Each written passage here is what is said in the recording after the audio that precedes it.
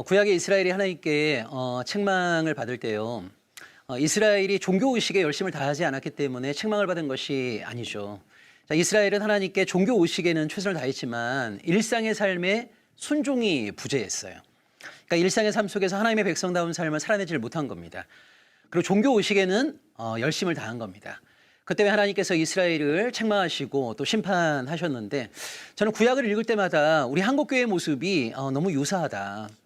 이렇게 한국교회처럼 종교적으로 열심히 있고 헌신적인 교회 많지 않죠. 자, 그런데 왜 이렇게 일상의 삶 속에서는 하나님의 백성다운 삶을 살아내지를 못하고 세상 모든 사람들이 추구하고 있는 그런 어떤 가치들을 오늘날 교회가 신앙의 이름으로 추구하고 있을까?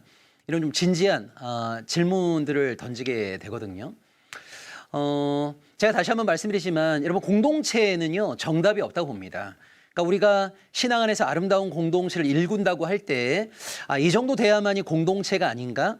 뭐 이런 것도 있어야 되고 이런 것도 있어야 되고 여러분 절대 그렇게 생각하실 필요가 없습니다.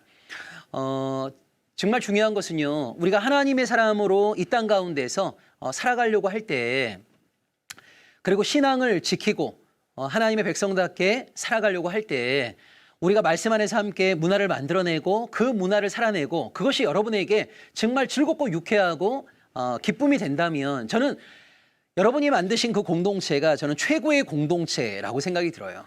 뭐 미국의 아미시나 브루도프처럼 대야만 학교도 있고 무슨 뭐 빵집도 있고 이런저런 어떤 기관들도 좀 있고 이래야만이 공동체가 되는 거 아닌가? 저는 그렇지 않다 봅니다. 저는 외형적으로 드러나고 있는 모습보다 그 마음의 중심이 중요하다고 봐요. 어쨌건 대한민국 사회 안에서 하나님의 백성답게 살고 싶다. 예수 그리스도가 내 인생의 주인 되심을 고백으로뿐만 아니라 삶으로 살아내고 싶다.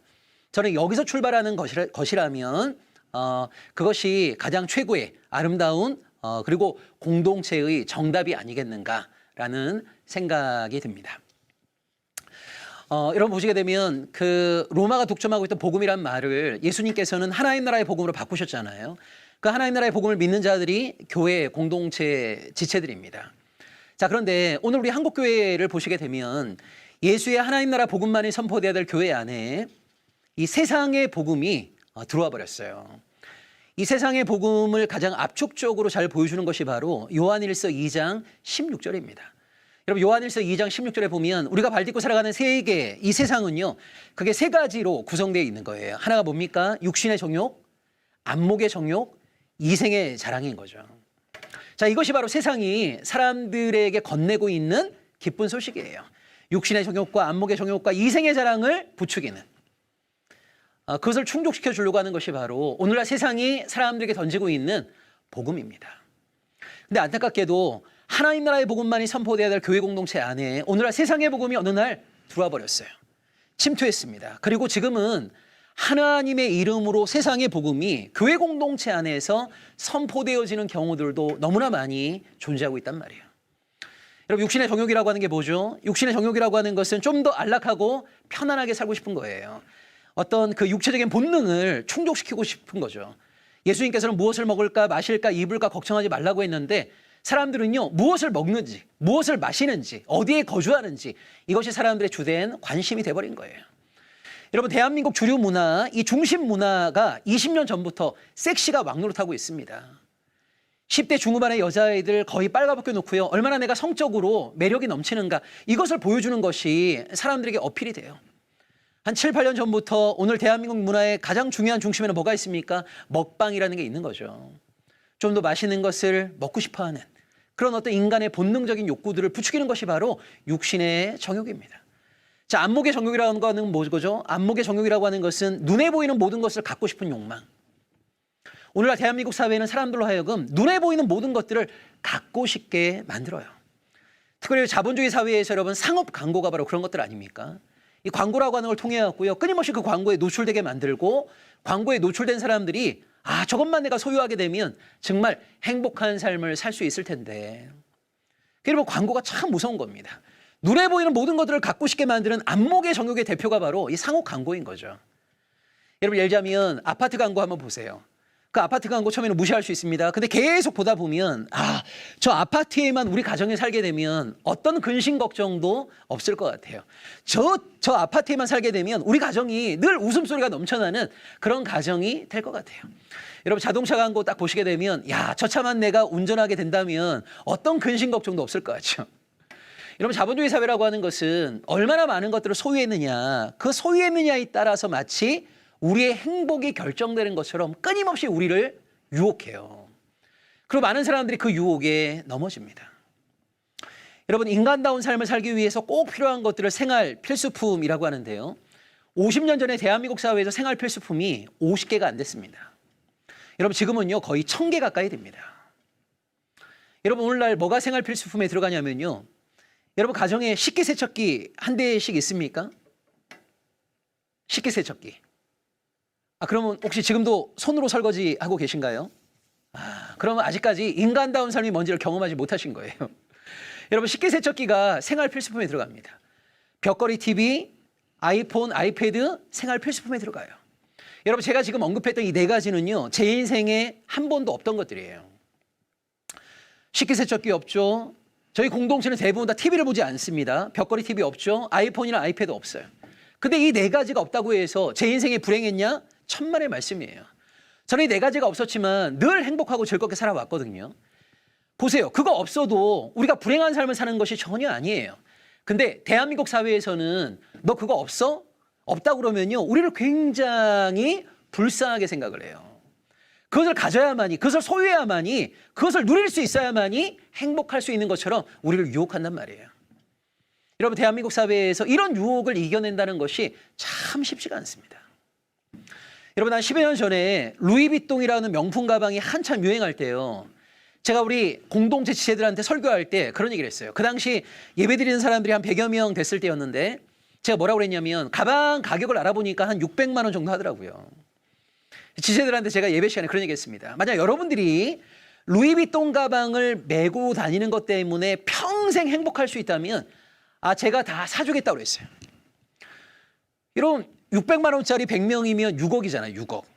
여러분 이 가방 하나 소유한 것 때문에 평생 행복할 수 있다면 그 100명을 위해서 6억 정도 투자하는 거 의미 있는 거 아닙니까? 근데 문제는 뭐예요? 600만 원짜리 그 가방을 다 맨다고 해서 평생 행복한 것이 아니라는 거예요. 행복의 유효기간이 너무 짧아요. 여러분 예를 들자면 그 가방 탁 메고 동창회 갔는데 아무도 알아봐 주지 않거나 아니면 만나는 사람마다 그거 짝퉁이지 이런 얘기하게 되면 스트레스 받아갖고 금방 암 걸려 죽습니다. 그걸 메고 나가면 뭐합니까? 아무도 알아봐 주지 않는데. 내가 그것을 소유하게 되면 내 인생 전체가 행복해질 것 같은데 그렇지 않아요. 행복의 유효기간이 진짜 짧습니다. 여러분 저는 결혼하고 나서 처음에 신혼 생활을 아파트에서 했거든요. 그러다 의사들 목회를 했습니다. 이 의사들이 빌라의 사택을 마련해 줬습니다. 그때 제가 3자녀를 낳았어요. 너무너무 행복하게 삶을 살았습니다. 자 그러다가 제가 2006년경에 그 신문을 딱 읽다 보니까요. 신문에 이런 내용이 있더라고요. 우리나라에 100만 명의 사람들이 반지하 생활을 하고 있다. 제가 그 나름대로 전국 교회를 다니면서 막 강의하고 설교하는 사람인데 이런 고민이 드는 거예요. 대한민국에 100만 명의 사람들이 반지하 생활을 하고 있다는데 내가 명색이 한국교회 목사인데 나도 이 반지하 생활을 좀 경험해야 되는 것이 아닌가? 그래서 아내하고 이야기를 나누었어요. 그러니까 아내와 합의가 됐어요. 그리고 3자녀를 앉혀놓고 물어봤어요. 엄마 아빠가 이런 뜻 가운데 반지하로 이사 가려고 하는데 너희들 어떻게 생각하니? 그러니까 아이들이 땅 밑에 살고 싶대요. 그래갖고 2007년에 전세 1800짜리 강남의 반지하로 이사를 했어요. 거기서 2년을 살았습니다. 그 2년을 살면서 저희 가정은 여전히 행복했어요. 저는 그 2년간의 삶을 통해 갖고 뭐를 깨달았냐면 잠언에 있는 말씀이 정말 진리라고 하는 걸 제가 깨달았어요. 여러분 잠언에 이런 말씀이 있거든요. 다투는 여인하고 고기를 먹는 것보다 사랑하는 여인과 채소를 먹는 것이 더 행복한 삶이다. 진짜 아멘이 되더라고요. 어디에 살고 있는가, 몇 평에 살고 있는가, 이것이 우리 가정의 행복을 결정하는 것이 아니라 함께 살고 있는 사람들이 얼마나 서로를 사랑하고 신뢰하는가, 이것이 가정의 행복을 결정한다라고 하는 것을 깨달았어요. 자, 그리고 저희 가정이 2011년에 안양으로 이사를 했습니다. 지금 여러분 저희 가양 공동체 모든 지체들이 안양에 살고 또 충북 괴산에 살거든요. 그러니까 원래 서울에 살던 사람들이 2011년 이후부터 다 안양으로 이사를 한 거예요. 그러니까 저희 가정도 2011년에 안양으로 이사를 했습니다. 그리고 조그만 3층짜리 건물을 샀어요. 그리고 평상시에는 이 3층짜리 건물 1층, 2층에서 학교를 했고 3층은 저희 사택으로 사용했습니다. 근데 학교가 조금 알려지기 시작하면서 학생들이 좀 더 늘어났어요. 그래서 2014년 그 연말에 저랑 아내랑 또 그런 이야기를 나눴습니다. 아니, 학생들이 좀 더 늘어났는데 3층 사택을 학교 공간으로 내어주고 그 3층 위에 올라가게 되면 한 10평 정도짜리 옥탑방이 하나 있거든요. 우리가 옥탑으로 이사하는 거 어떻습니까? 라고 아내하고 이야기가 됐고 합의가 됐어요. 이번에도 아이들 이렇게 앉혀놓고 물어봤어요. 엄마 아빠가 이런 데 가운데 옥탑으로 이사 가려고 한다. 너희 어떻게 생각하니? 아이들이 너무 좋대요. 그래서 2015년 1월 1일 날 저희 가정이 옥탑으로 이사했습니다. 그리고 작년에 저희가 재개발 때문에 그 살고 있던 그 지역에서 다 이사를 나와야 됐거든요. 작년까지 만 5년 이상 옥탑방 생활을 저희 가정이 했어요. 여전히 저희 가정은 행복하게 살았습니다. 그 실제적인 거주의 어떤 삶을 통해서 저는 뭐를 깨닫게 된 거냐면 대한민국 사회는 마치 우리 가정이 행복하지 않은 게 너무 작은 집에 살고 있기 때문에 우리 가정이 행복하지 않은 게 돈이 없기 때문에 가진 것이 없기 때문에 행복하지 않은 것처럼 끊임없이 우리에게 말하고 있지만 얼마나 많은 것들을 소유했느냐가 행복을 결정하는 것처럼 대한민국 사회는 말하고 있지만 그렇지 않다. 더불어 함께 살아가고 있는 가족들이 서로를 얼마나 많이 사랑하고 신뢰하고 있는가. 서로의 삶을 응원하고 지지하고 있는가. 이것이 가족의 행복을 결정하는 핵심인 거지 어디에 살고 있는가, 얼마나 많은 것들을 소유하고 있는가 이것이 가정의 행복을 결정하는 핵심이 아니라고 하는 것을 저는 깨달았어요. 근데 여러분 대한민국 사회는 우리를 단 1초도 가만두지 않습니다. 여러분 우리가 TV를 볼 때거나 아니면 여러분이 잡지를 읽을 때거나 신문을 읽으실 때 뭘 항상 기억하셔야 되냐면 여러분 TV를 보실 때 여러분이 TV를 보신다고 생각하시면 안 돼요. TV를 보시는 그 순간 TV의 전도를 받는 겁니다. 광고를 보시는 그 순간 광고의 전도를 받는 그거예요. 그래서 알게 모르게 그런 것들에 계속 노출되다 보면 우리의 마음 가운데 어떤 게 있습니까? 많은 것들을 소유해야만이 행복해질 것 같은 그런 마음들이 우리를 지배한단 말이에요. 또 하나 대한민국 사회는 우리를 어떻게 지배합니까? 이생의 자랑으로 지배하고 있는 거죠. 이 이생의 자랑이라고 하는 것은 내세울 만한 자랑거리가 많을수록 대한민국에서는요 살기 편한 거예요. 학벌이 좋다거나 가진 것이 많다거나 내세울 만한 직업이 있다거나 가문의 배경이 화려하다거나 이런 내세울 만한 능력이 많은 사람들일수록 대한민국 사회에서 어깨에 힘 팍 주고 살아갈 수 있는 거예요. 내세울 것이 없으면 늘 위축될 수밖에 없는 거죠.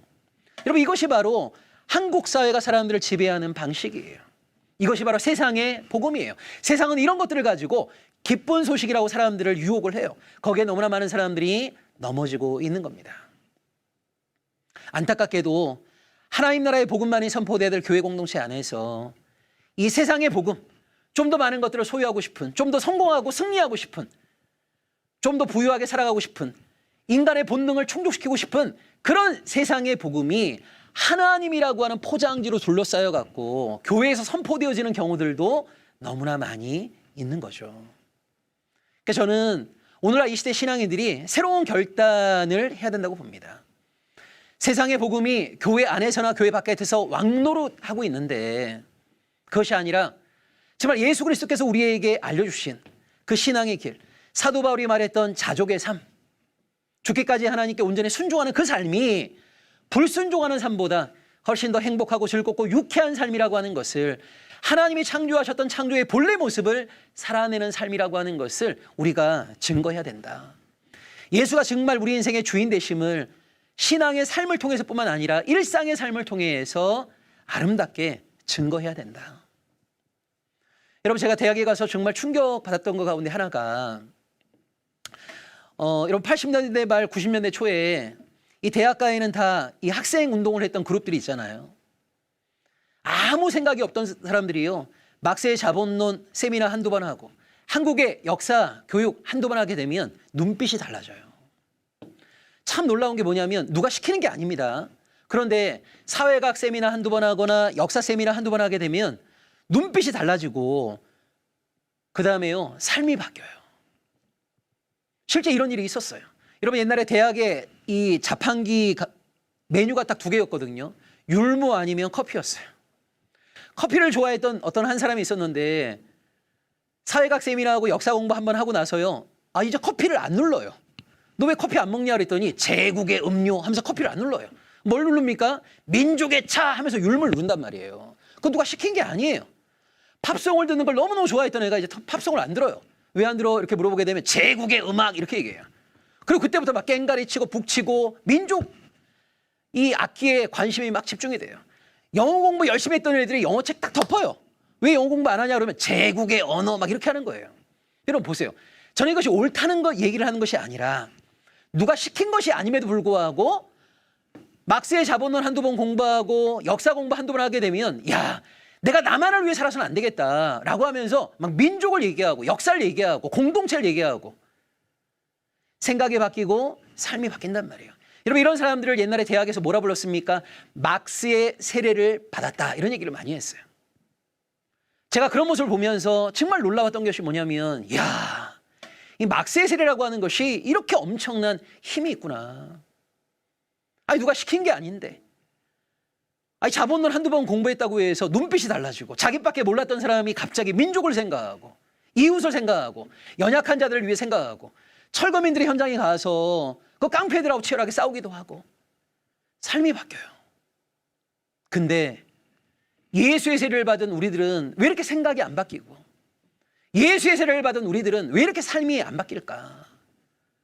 정말 예수의 세례는 이렇게 힘이 없는 걸까? 막 그런 고민들이 막 되더라고요. 여러분 그렇지 않잖아요. 정말 우리가 예수의 세례를 제대로 받았다면 예수 그리스도와 함께 신실하게 동행하는 삶이라면 우리의 생각이 안 바뀔 수 있겠습니까? 정말 예수의 사람이라면 여전히 이기심과 탐욕과 욕망이 지배하는 세속의 가치의 지배 가운데 살아갈 수 있겠냔 말이에요.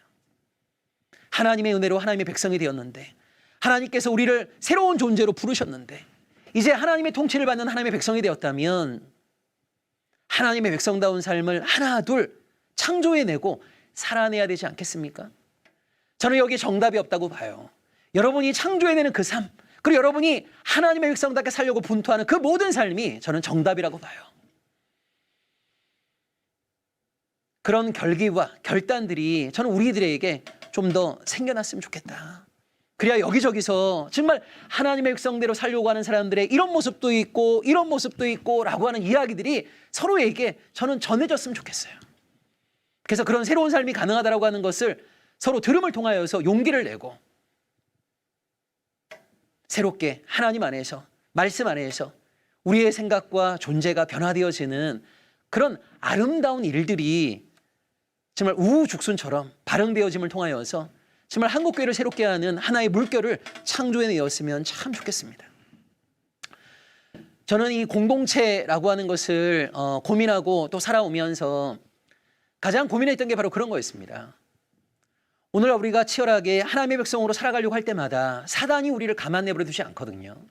여러분 신앙의 길을 걷겠다라고 다짐하고 결단하는 순간 어떻게 보면 우리의 인생은요 힘들어지는 거예요. 예수님 그런 말씀하셨죠. 하나님의 백성답게 살려고 하는 이 길은요 좁은 문을 통과하는 거예요. 협착한 길을 걸어가는 거예요. 여러분 거짓으로 충만한 이 땅 가운데서 하나님의 백성다운 정직함을 지켜내게 되면 세상이 우리에게 박수를 보내는 것이 아닙니다.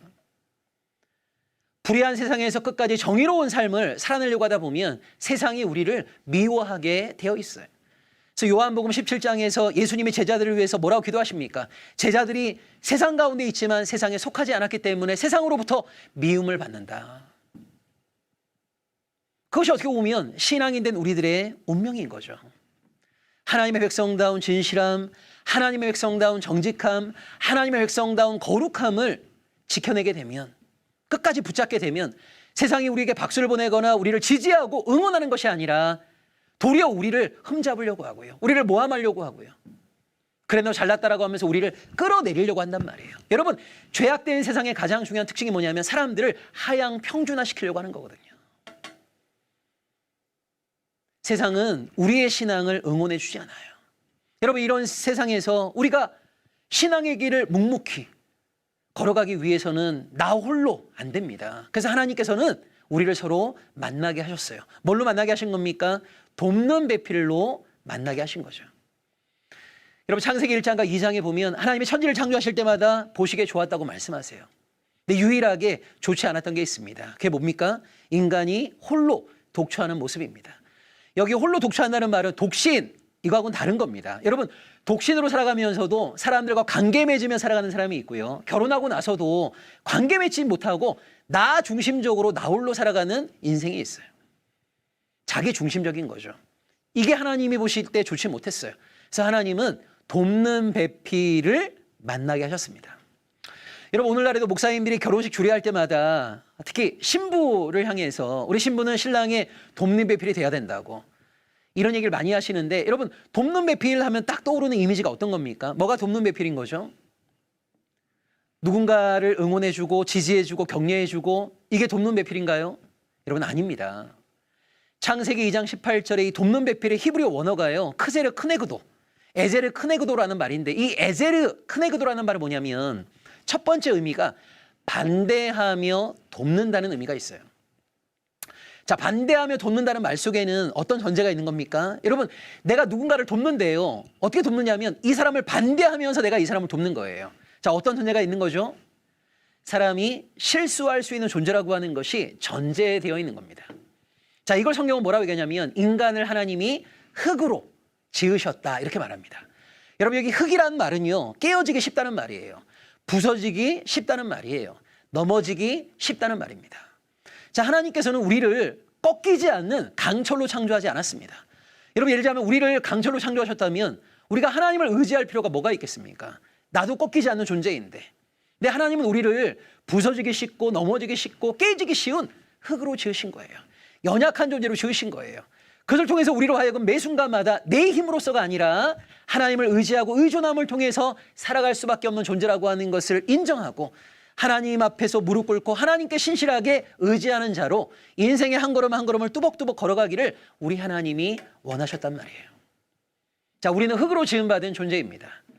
넘어지기 쉬운 존재예요. 잘못 생각할 수 있는 존재예요. 자, 보세요. 어떤 사람이 지금 잘못된 생각을 하고 있습니다. 이 사람을 여러분 어떻게 하는 것이 진짜 돕는 겁니까? 이 사람의 잘못된 생각이 현실이 될 수 있도록 응원하고 지지하고 격려하는 건가요? 아닙니다. 이 잘못된 생각이 현실이 되지 않을 수 있도록 반대하는 것이 그를 진짜 돕는 거죠. 자, 누군가가 지금 잘못된 행동을 막 지속하고 있습니다. 이런 이 사람을 돕는 게 어떤 거죠? 응원하고 격려하는 거 아니에요. 힘을 실어주는 거 아니에요. 그건 낭떠러지로 더 미는 것과 똑같은 거예요. 잘못된 행동을 하고 있는 이 사람을 진짜 돕는 것은요. 이것이 잘못된 길이라고 하는 것을 깨우쳐줌을 통해서 반대함을 통해서 멈추게 만들어야죠. 돌이키게 만들어야죠. 그것이 그 사람을 진짜 돕는 거죠. 이것이 바로 반대하며 돕는 겁니다. 하나님께서는 사람과 사람을 만나게 하심을 통하여서 서로가 서로에게 이런 돕는 배필이 되기를 원하신단 말이에요. 여러분 사도행전 5장에 보면 아나니와 삽비라라는 부부 나오죠. 아마 두 사람 가운데 누군가가 먼저 제안을 했을 겁니다. 여보, 우리가 판 땅에 전부를 다 바치는 거 너무 아깝지 않아?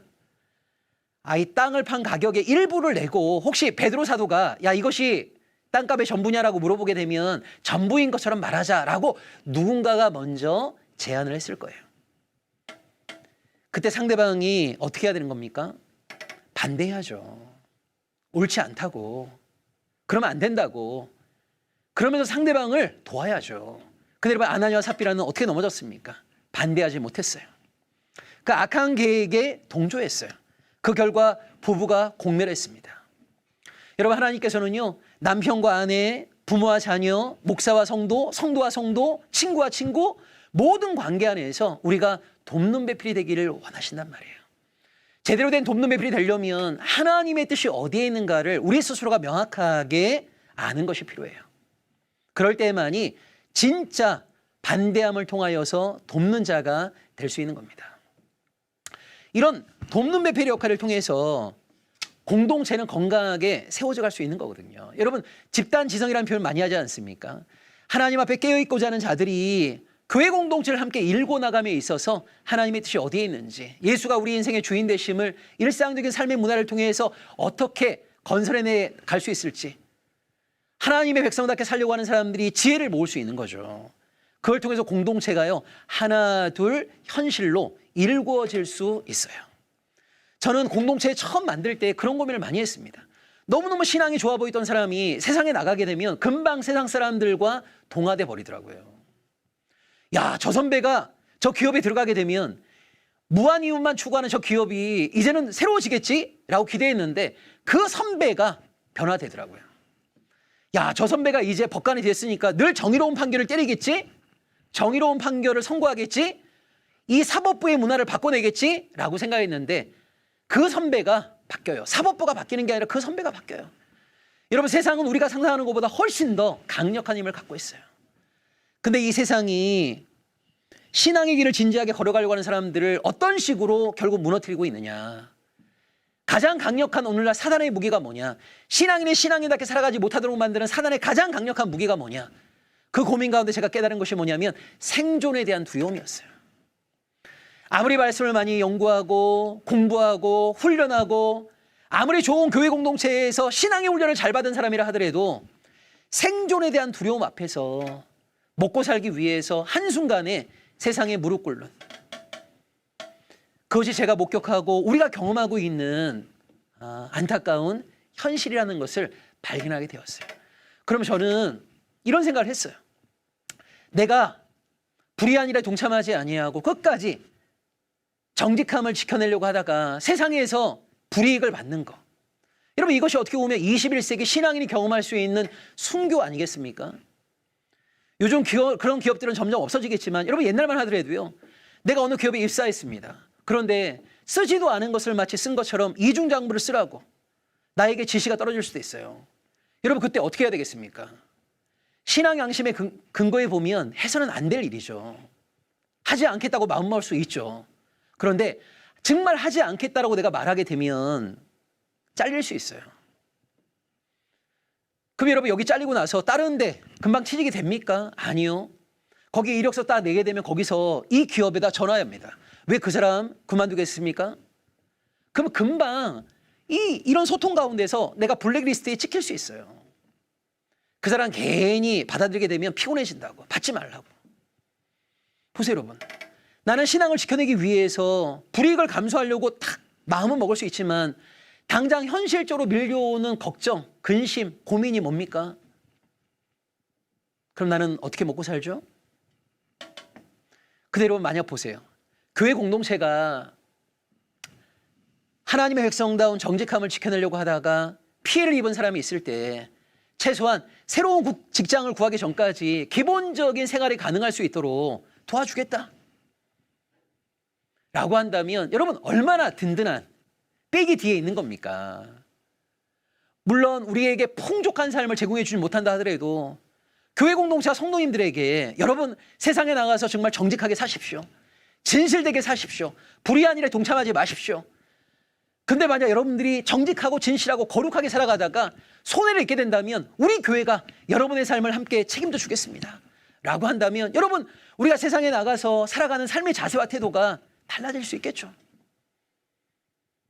그런데 오늘날 교회 공동체가 존재하고 있지만 함께 예배드리고 찬양할 때 손은 맞잡고 있지만 우리는 그리스도 안에 한 가족이라고 고백은 하고 있지만 정말 세상에 나가서 21세기 순교를 당할 때 정직하고 진실하고 거룩한 삶을 살아가려고 하다가 우리가 손해를 보게 될 때 과연 교회 공동체가 우리의 삶을 서로 책임져 주고 있습니까? 쉽지 않아요.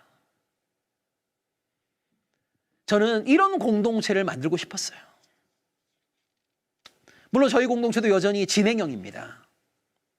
그런데 보다 적은 물질을 가지고도 더 행복하게 살 수 있는 많은 문화를 만들어낸 것 같아요. 여러분, 요즘은 저희 지체들도 자가용이 많이 있지만 초창기에 자가용 몇 대 없을 때 여러분, 요즘 보면 집집마다 다 차를 사잖아요.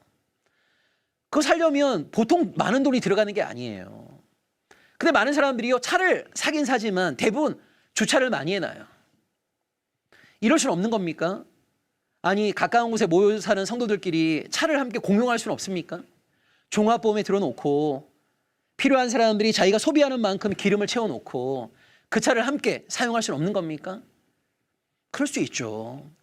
함께 지체들이 모여 살게 되면 아이들의 옷도 함께 나눌 수 있고 먹을거리도 함께 나눌 수 있고 실질적인 경제적인 필요들을 함께 채워줄 수도 있고 문화를 함께 만들다 보면 훨씬 적은 돈을 가지고도 더 행복하고 풍요로운 삶을 살아낼 수 있는 거거든요. 저는 이런 것들을 개별 교회 안에서 함께 고민하고 또 실천할 수 있다면, 그런 이야기들이 서로에게 도전이 된다면 너무너무 좋겠다라는 생각을 갖게 돼요. 자, 마지막으로 좀 현실적인 이야기들을 몇 가지 좀 하고 오늘 제 강의를 좀 마무리하려고 합니다. 여러분, 공동체를 만들어간다라고 했을 때 결국 신앙인과 신앙인, 더 나아가서는 사람과 사람이 공동체를 만드는 것이기 때문에 인간적인 한계 가운데 우리가 직면하게 될 가능성이 많이 있어요. 가끔 공동체 그러면 사람들 어떤 생각을 하냐면, 아니 공동체 그러면 내 사생활이 다 노출되는 거 아니야? 나는 그러고 싶지 않은데, 뭐 이런 분들이 가끔 있습니다. 여러분, 공동체는요 굉장히 다양한 형태가 있거든요. 어떤 공동체는 공동주택을 지어갖고 함께 생활하면서 정말 삶의 많은 부분들을 좀 공동으로 함께 나누는 공동체도 있고요. 어떤 공동체는 한 지역에 같이 모여 살면서 한 50m, 100m 이렇게 집들을 띄엄띄엄 구합니다. 그래서 한 지역에 모여 살면서 좀 삶의 많은 부분들을 자발적으로 함께 공유하는 그런 공동체도 존재해요. 그래서 공동체의 모습도 절대 획일화되어 있지 않습니다. 근데 중요한 것은 뭐냐면 결국은 공동체라고 하는 것은 사람과 사람이 함께 일구어 나가는 것이기 때문에 이 공동체를 만들어 나감에 있어서 가장 중요한 것은 뭐냐면 결국 관계입니다. 관계. 그래서 이 관계를 어떻게 맺느냐에 따라서 공동체가 세워질 수도 있고, 관계가 어떠하냐에 따라서 공동체가 한순간에 무너질 수도 있어요. 제가 이렇게 쭉 보니까요, 여러분 오늘 우리 대한민국의 공동체를 표방하는 신앙의 모임들이 한 300개 이상 있다고 말하거든요. 자, 근데 가만 보면 이 생겨나는 공동체는 참 많이 있는데 5년 이상 지속되는 공동체가 많지는 않습니다. 그 이유가 바로 이 관계 문제인 거죠. 사람과 사람이 이 긴밀하게 만나다 보면, 보다 자주 만나고 또 보다 투명하게 만나다 보면 서로의 밑바닥을 경험하게 될 때가 참 많이 있거든요. 여러분, 가끔 교회에 이렇게 해서 이렇게 말씀하시는 분들이 있습니다. 아, 저 집사님하고 나하고 10년, 20년 동안 만났는데 우리는 한 번도 싸워본 적이 없어. 갈등해 본 적이 없어. 라고 그 두 분의 관계에 대해서 이렇게 자랑하시는 분들을 가끔 만나게 돼요. 그럼 제가 그런 말씀 드립니다. 왜 10년 동안 한 번도 갈등이 없었는 줄 아세요? 서로 낯설어서 그래요. 친하지 않아서 그래요. 뭐 이런 식으로 제가 말씀을 드릴 때가 있는데, 여러분 보세요. 세상에서 가장 치열한 싸움이 누구의 싸움이죠? 남편과 아내의 싸움입니다. 부부 싸움인 거죠. 여러분, 너무 역설 아닙니까? 아니, 부부라고 하는 것은 서로 사랑해서 만난 관계인데, 근데 여러분, 세상에서 가장 치열한 싸움이 이 부부 싸움이에요. 여러분, 사람들은요 관계가 깊어지면 깊어질수록, 가까워지면 가까워질수록 갈등도 그만큼 비례합니다. 그러니까 내가 낯설게 만나는 사람들은요 10년을 만나건 20년을 만나건 간에 늘 서로 젠틀하게 만날 수 있는 거예요. 그런데 이렇게 사이가 친해지고 가까워지다 보면 뭐 서로 형제님 했던 사람들이 형 동생이 되기도 하고 이름을 부르기도 하고, 그다음에 여러 번 밥을 먹고 뭐 하다 보면 더 친해지다 보면 일주일에 한두 시간 만날 때는 노출되지 않았던 어떤 그 사람의 신앙과 인격의 밑바닥이 긴밀하게 만나다 보면 드러나게 되는 경우들이 참 많이 있거든요. 그래서 저는 공동체를 이루어나감에 있어서 가장 중요한 것이 결국 이거라고 봅니다. 그러니까 제가 저희 공동체 지체들이 들어올 때도 항상 그런 얘기를 많이 합니다. 무슨 얘기를 많이 하냐면 아무래도 저희는 같은 동네에 이렇게 모여 살다 보니까 자주 만나게 돼요. 운동도 같이 하고 식사도 같이 하고 아이들도 함께 키우고, 그러니까 자주 이렇게 만나다 보면 알게 모르게 이렇게 긴밀하게 만나다 보면 나도 몰랐던 내 인격과 신앙의 밑바닥이 이렇게 표출될 때가 있어요. 여러분, 마치 뭐랑 똑같은 거냐면 2박 3일 수련회할 때 하고 여러분 주일날 한두 시간 만날 때하고 좀 다른 걸 느끼실 수 있잖아요. 저 집사님한테 이런 모습도 있네 이렇게 되는데 2박 3일은 나름대로 위장할 수 있습니다. 속일 수 있어요. 근데 여러분, 만약 20박 21일을 산다거나 한 30박 31일을 같이 산다고 생각해 보세요. 그러면 마치 집안에서 행하는 모습 그대로가 이렇게 노출될 때가 많이 있단 말이에요. 그래서 이 공동체로 함께 살아간다고 할 때 결국 공동체로 살아간다는 말은 뭐냐면 보다 긴밀하게 만나는 거예요. 서로 더 가까워지는 거죠. 하나 되는 거죠. 그러니까 저는 그런 의미에서 결혼을 꿈꾸는 모든 사람들은 다 공동체에 대한 열망이 있다고 봐요. 왜 여러분 보세요. 여러분 가장 편한 삶은 어떤 삶입니까? 혼자 사는 게 제일 편하죠. 아니 혼자 살면 내가 언제 일어나건 내 물질을 내가 어떻게 소비하건 누가 간섭합니까? 그대로 많은 사람들이 결혼을 꿈꾸잖아요. 가정을 꿈꾸잖아요. 근데 여러분 결혼하시게 되면 내가 뭐 하고 싶은 것도 배우자에게 물어봐야 돼요. 배우자와 의견을 조율해야 돼요.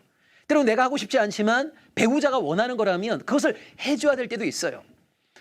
아 힘들잖아요. 근데 여러분 왜 사람들은 결혼을 꿈꿉니까? 힘들고 어려운 면도 분명히 있지만 더불어 함께함을 통해서 누릴 수 있는 기쁨이 더 크다는 믿음 가운데 결혼을 꿈꾸는 거 아니겠습니까? 저는 공동체가 만병통치약이라고 생각하지 않습니다. 그러니까 공동체가 되면 모든 문제가 다 해결되느냐? 저는 그렇다고 생각하지 않아요. 절대 그렇지 않습니다. 다만 공동체로 살아가지 않는다 하더라도 우리가 인생의 여정에서 부딪히는 많은 문제가 있어요. 내가 직면해야 될 많은 문제가 있어요. 그것을 개인적으로 내가 해결할 것인가 아니면 공동체적으로 함께 해결할 것인가. 저는 이런 선택의 문제인 것이지 공동체라고 하는 것이 저는 만병통치약이다라고 생각하지는 않습니다. 그러니까 나 홀로 해결할 수 있는 문제도 있고요. 함께함을 통해서 더 즐겁게 유쾌하게 해결할 수 있는 문제도 있는 거죠. 나 홀로 아이들도 키울 수도 있지만 공동체가 함께 아이들을 양육할 수도 있고 우리 가정이 홀로 부모님을 봉양할 수도 있지만 공동체가 부모님을 함께 봉양할 수도 있고 나 홀로 차를 사서 나 홀로 그 차를 탈 수도 있지만 여러 사람들이 함께 이 차를 함께 이용할 수도 있고 그러니까 저는 이것은 선택의 문제이기도 한데 제가 아까 처음 얘기했던 것처럼 하나님께서 우리에게 기대하시는 모습이 뭘까? 이 대한민국 사회 가운데서 우리 홀로 분투하기를 원하실까? 저는 그렇지는 않다고 봐요. 하나님은 뜻이 하늘에서 이루어진 것처럼 이 땅 가운데서 이루어지게 함에 있어서 연약한 우리들이 함께 힘을 모아서 성령의 도우신 가운데 왜냐하면 이 문화를 만들어내기 위해서는 혼자는 역부족이거든요. 함께하는 사람들이 있어야 되거든요. 그래야만 이 문화가 만들어질 수 있거든요. 그래서 오늘날 대한민국의 주류 문화와 전혀 다른 새로운 문화를 함께 만들어내고 살아냄을 통하여서 이 삶이 얼마나 풍성하고 즐겁고 유쾌한 것인가라고 하는 것을 세상 속에 증거할 수 있도록 하나님께서 우리를 만나게 하셨다고 봐요. 그래서 이 다양한 공동체가 아름답게 일궈지기 위해서는 결국 이 서로의 만남 속에서 때로는 긴밀한 만남 가운데 내 인격과 신앙의 밑바닥이 드러날 때도 있고 또는 상대방의 신앙과 인격의 밑바닥을 내가 목격해야 될 때도 있다. 저는 이것을 중요한 전제로 우리 모두가 붙잡아야 된다고 봅니다. 이걸 서로가요 견뎌낼 수 있어야 돼요. 여러분 보시면 이 가깝게 있다 보면 나도 모르는 사이에 나의 아직까지 모난 인격이 있는 그대로 드러나기도 쉽고요. 아, 내 신앙이 참 좋다고 생각했는데 어떤 사건 앞에서 막 안절부절하지 못하는 믿음 없는 내 신앙이 있는 그대로 드러날 수도 있어요. 저는 여기서 출발하면 된다고 봅니다. 그것이 나의 인격과 신앙의 본 모습이다. 그 인정하면 되는 거예요. 그리고 더 나아지기 위해서 하나님의 도우심을 갈구하고 지체들의 도움을 요청하면 되는 거예요. 그리고 더 성숙하고 성장된 존재가 되기 위해서 더 노력하면 되는 거예요. 나의 현실을 인정하고 또 지체들이 자신의 본 모습이 드러날 때 그것을 있는 그대로 인정해 줌을 통하여서 지체가 좀 더 성장하고 성숙할 수 있도록 잘 권면도 해주고 응원도 해주고 격려도 해주고 지지도 해주고 그래서 저는 공동체는 어떤 외형적인 모습을 떠나갖고 보다 긴밀한 만남 가운데 우리의 본 모습 실제 수준을 과감 없이 드러내고 거기서부터 좀 더 하나님이 보실 때 성화된 좀 더 나아진 그런 모습으로 개개인이 변화되고 개개인이 변화된 것들이 함께 응축됨을 통하여서 공동체적으로 말씀의 근간 새로운 문화를 만들어내는 저는 과정이라고 봅니다. 그래서 그 자신의 한계나 부끄러움이 노출되는 것을 너무 힘들어하시면 안 돼요. 그것이 나의 본 모습이라는 것을 인정함을 통하여서 거기서부터 좌절하지 아니하고 새롭게 출발하겠다라는 마음을 먹는다면 저는 아름다운 공동체를 우리 모두가 저는 세워나갈 수 있지 않을까라는 생각이 들고요. 그 다음에 사람과 사람이 모이다 보면 여전히 자기밖에 모르는 이런 자기중심성이라고 하는 것이 계속 노출이 됩니다. 여러분 신앙 안에도 어린아이 신앙이 있고 어른의 신앙이 있거든요. 여러분 어린아이 신앙은 뭡니까? 자기 중심적인 신앙인 거죠. 사도 바울이 고린도전서 3장에서 그런 얘기를 하지 않습니까? 내가 고린도 교인들 너희들에게 정말 밥을 먹이고 싶었는데 젖밖에 먹이지 못했다. 왜냐하면 너희가 신앙 안에서 어린아이이기 때문에. 여러분, 어린아이라고 하는 것은 뭐냐면 자기밖에 모르는 거예요. 자기 중심적인 거예요.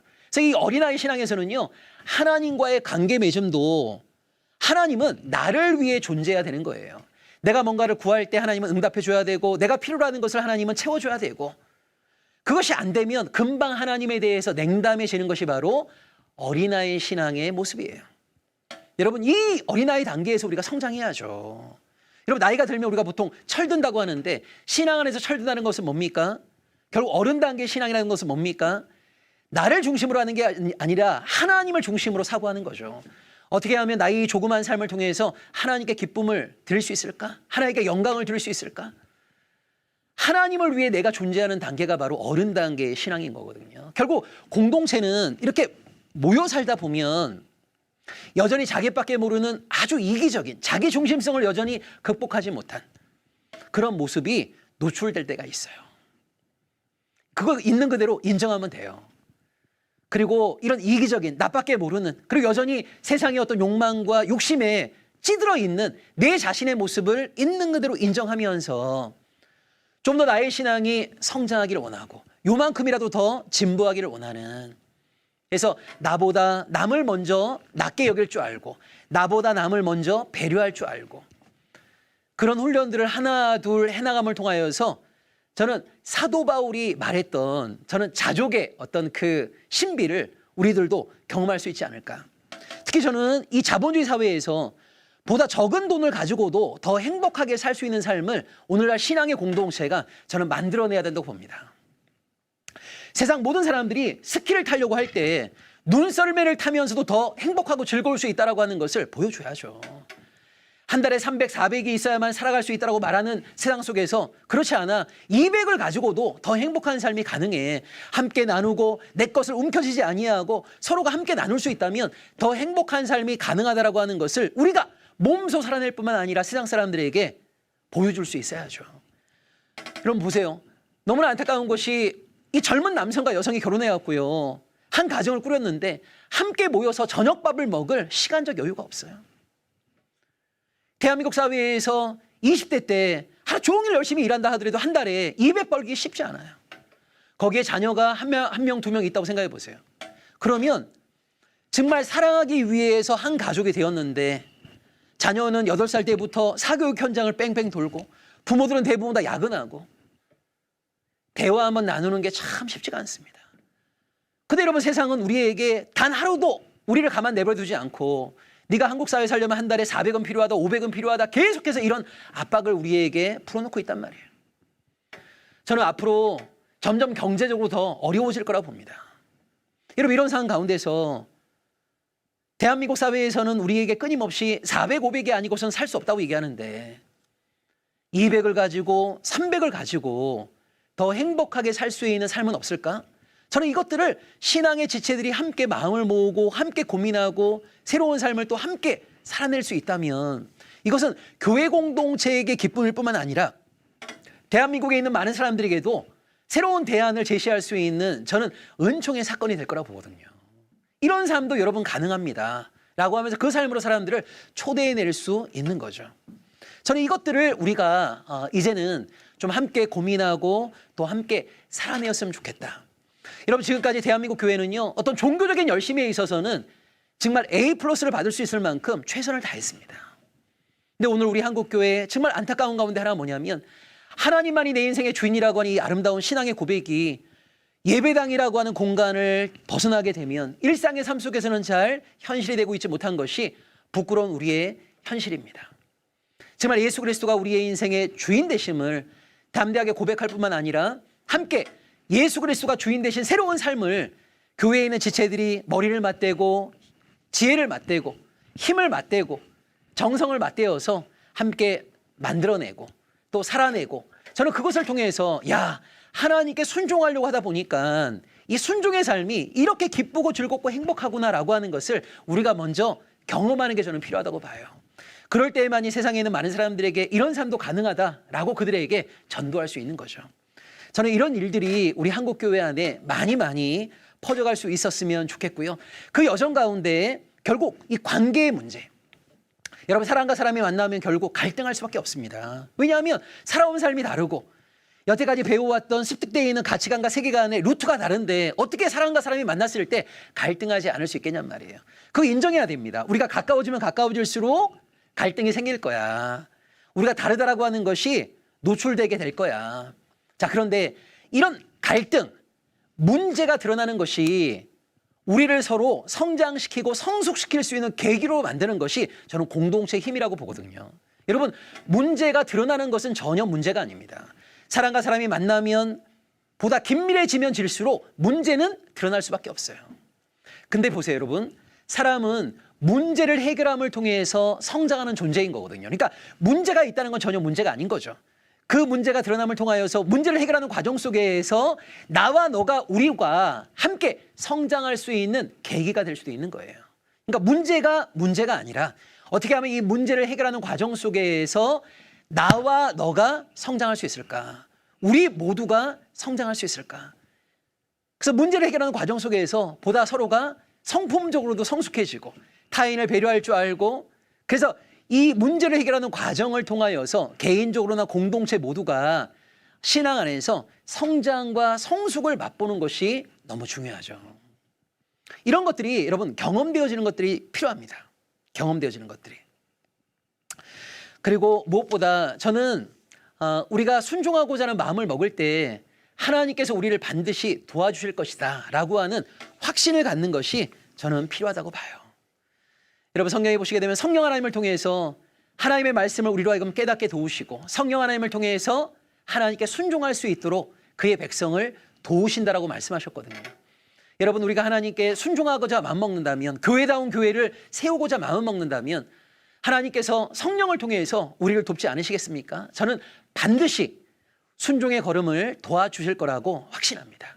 이걸 우리가 믿고 예수가 우리 인생의 주인 되심을 담대하게 살아내고, 무엇보다도 하나님이 정말 기대하시는 아름다운 공동체를 우리가 함께 세워나가면 좋겠습니다. 여러분, 마지막으로 하나님은요, 크고 거대하고 화려한 교회를 우리에게 요청하신 적이 한 번도 없습니다. 여러분, 요한계시록에 보시게 되면 하나님의 심판을 받는 바벨론을 뭐라고 수식하는 단어가 뭡니까? 바벨론을 수식하는 단어는요, 항상 크고 거대한 성 바벨론입니다. 하나님이 이 땅의 교회에게 요청하신 것은요, 딱 하나입니다. 거룩한 교회입니다. 여러분, 비록 우리가 세워나가는 공동체가 크고 거대하고 화려한 공동체는 되지 못한다 하더라도 정말 하나님이 우리에게 기대하시는 거룩한 공동체, 예수 그리스도만이 우리 인생의 주인 되신 아름다운 공동체를 우리가 함께 만들어 나갈 수 있었으면 좋겠습니다. 그 순종의 걸음에 우리와 함께 하실 성령 하나님의 도우심을 기대하면서 여러분 모두 힘내시길 바라고요. 우리가 이후에 다양한 지역에서 아름다운 공동체 실험들이 일어나고 있다라고 상호 도전을 받고 또 서로 격려하고 응원하는 그런 역사가 생겨나기를 소망합니다. 여러분, 3시간 동안 긴 강의 들어주셔서 감사드립니다. 다음에 뵙겠습니다.